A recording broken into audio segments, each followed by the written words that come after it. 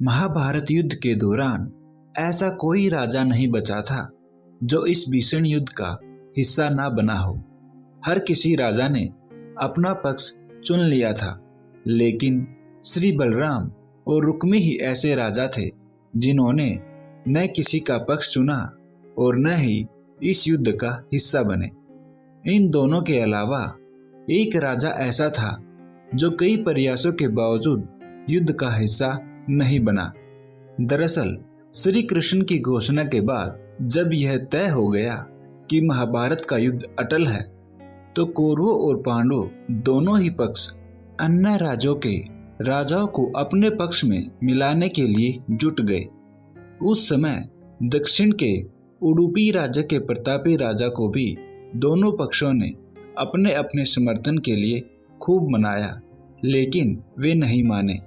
Video में आगे जाने से पहले कृपया करके इस वीडियो को लाइक और हमारे इस चैनल को सब्सक्राइब करना ना भूलें। अंत में यह जिम्मा श्री कृष्ण पर आया तो उन्होंने उडुपी के राजा को अपना पक्ष चुनने को कहा।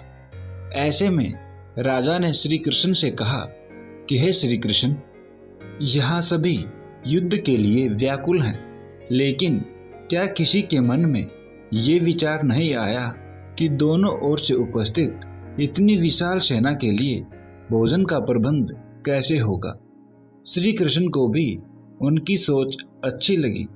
ऐसे में उडुपी नरेश ने श्री कृष्ण से अपनी इच्छा जाहिर करते हुए कहा कि वह इस युद्ध में निष्पक्ष रहेंगे और अपनी पूरी सेना के साथ अन्य सभी के लिए भोजन का प्रबंध करेंगे। ये बात कहने में जितनी सरल थी, आजमाने में उतनी ही कठिन। हर कोई यह देखना चाहता था कि आखिर उडुपी नरेश अपना कहा हुआ कथन कैसे सच करेंगे।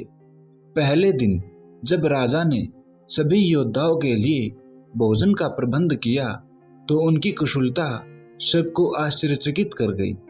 उस दिन अन्न का एक दाना भी व्यर्थ नहीं गया। ऐसे में यह क्रम आगे भी जारी रहा।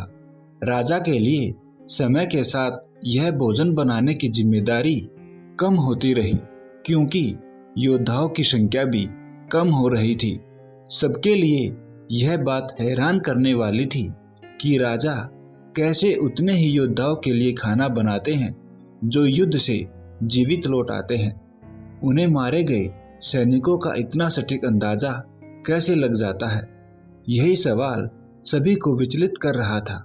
महाभारत का युद्ध जब समाप्त हुआ तो युधिष्ठिर अपने इस जिज्ञासा को रोक नहीं पाए और उन्होंने उडुपी नरेश से पूछ ही लिया कि वह इतनी विशाल सेना के लिए सटीक मात्रा में भोजन का प्रबंध कैसे कर लेते हैं। ऐसा वे क्या करते हैं जिससे कि अन्न का एक दाना भी बर्बाद नहीं होता। उन्हें मारे गए सैनिकों की संख्या का सटीक अनुमान कैसे लग जाता था। युधिष्ठिर के इन सवालों का उडुपी नरेश के पास एक ही जवाब था, और जवाब था भगवान श्री कृष्ण। उन्होंने युधिष्ठिर से कहा कि यह सब भगवान श्री कृष्ण की माया है।